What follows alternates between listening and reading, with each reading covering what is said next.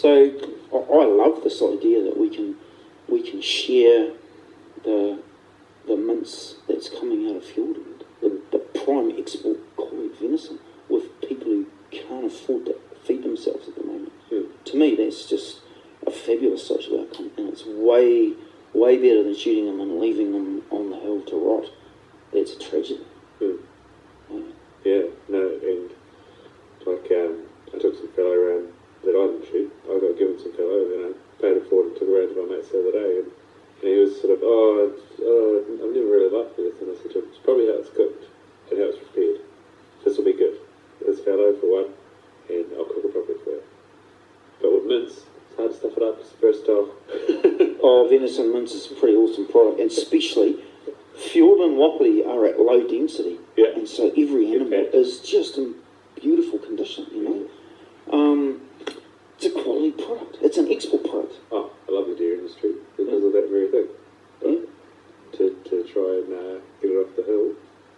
But at the moment, our waro industry and sometimes our search and destroy to try and control numbers competes with the hunting sector.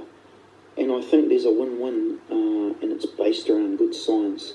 What are those environmental limits? What are those acceptable environmental limits? And we still don't know that for so many parts of the country. And that's why I'm really, really grateful to have had an opportunity to work with the Wapiti Foundation and DOC and Landcare Research on this camera survey in the Wapiti Alpine Zone, because what we're trying to do is see where that sweet spot is. What is the acceptable environmental limit where we can have a Wapiti herd, a really high quality Wapiti herd in Fiordland, and that special national park, that World Heritage Status national park, gets looked after at the same time. I mean, that's the win-win there. And we've got to be looking for win-wins. And if we're not, then we're going to just get into our polarised political fights, and I hate it. It's horrible. We don't need to, right? Yeah. It's ugly. Oh, yeah. So, then, if we want to drive management, which we're being told is illegal,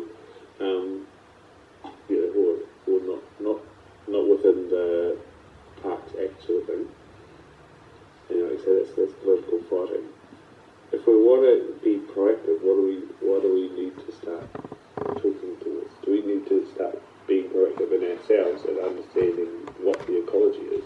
We absolutely have to look at ourselves as hunters and go, do we really need that many game animals? And if the bush or the high country is looking a bit sad, who's really to blame? You know, did we shoot enough females? I don't know. Can we work with other sectors to get a win-win outcome?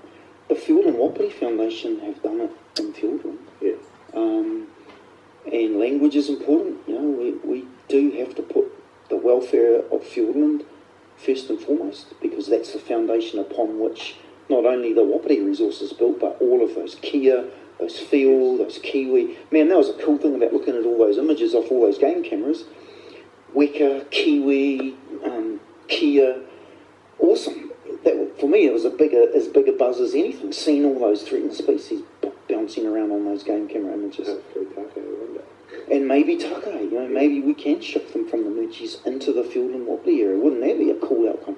Right now, the Fiordland Wapiti Foundation are investigating more and more extensive trap lines, not only through the glacial valleys, but through the alpine zones, to protect rock green and kia and some of those more alpine species. So there is a win-win here, and it's about hunters being part of the solution. And this is what Matt and I talked about. We've got to become part of the conversation, part of the solution, or we could get horribly sidelined at a political level, and we'll just get to suck it up, you know. And there is another way. So for me, I think it's getting rid of your emotions or your ego about the thing, and the amount of people that are out there saying, I hate DOC or I hate forest and bird, but maybe listening to the reasonable few that are saying to you, I hate hunters, and then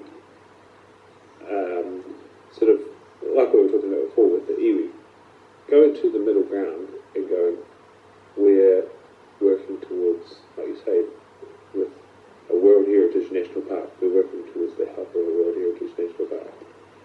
guess that's where iwi have a really important perspective.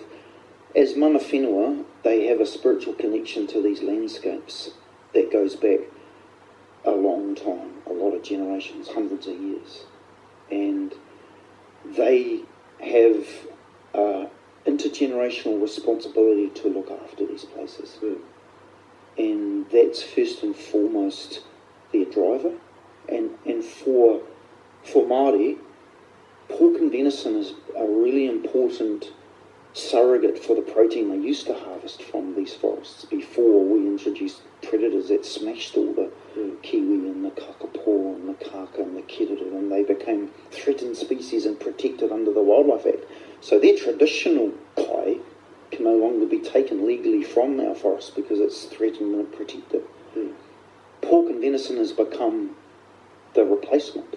And so for Māori, as hunter-gatherers, with a connection to the landscape, the pork and the venison is an important part of their culture, their contemporary culture.